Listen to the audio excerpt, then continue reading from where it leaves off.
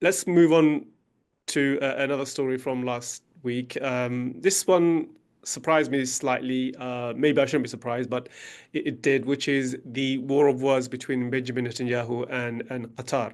Netanyahu tweeted and he said that, and I quote, "The time has come for Qatar to stop playing both sides, whatever that means, and with its double talk and decide if it's on the side of civilization or if it's on the side of Hamas barbarism." I mean, this kind of statement, it's really is quite typical of the way Israelis frame their Yes. enemies and any issue, that this is really a war between civilization. Yes. Make it, put everything on the line. If we lose, everything dies with us. The whole Oh, civilization ends. This is how they yes. present any kind of minor issues. So what sparked this war of words with Qatar? I mean, we should bear in mind that Qatar has been mediating.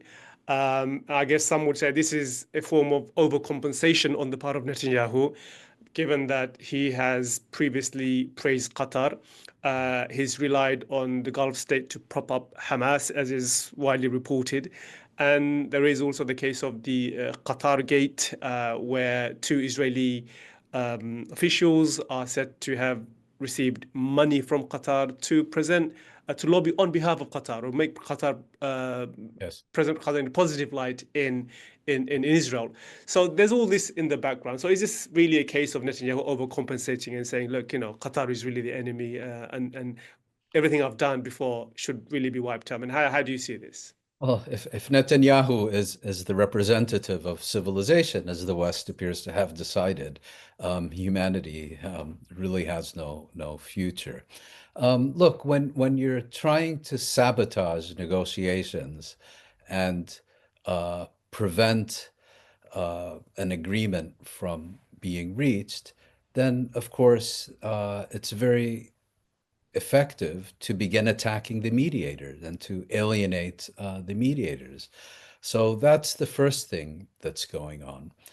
The second thing that's going on, as you mentioned, Qatargate, in which the Qatari government hired some public relations firms in the United States in order to bolster its image in Washington. And these firms hired several Israelis who were very close to Netanyahu on the premise, that the road to Washington goes through Tel Aviv. And this became public knowledge in Israel.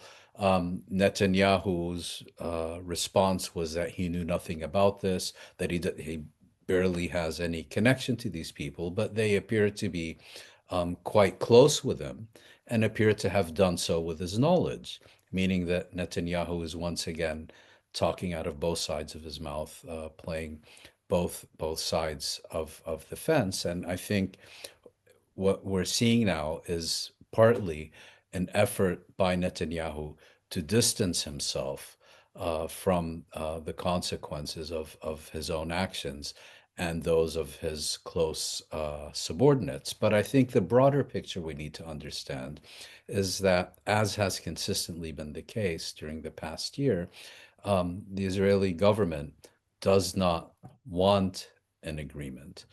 It does not want an end to its genocidal military campaign. It is determined to continue chasing this illusion of total victory. And I think this campaign against Qatar should also be seen in the context of US President Trump's upcoming visit to the Gulf, and perhaps as kind of a precautionary measure, should this result in pressure from the Gulf states on the U.S. To put the January agreement back on track.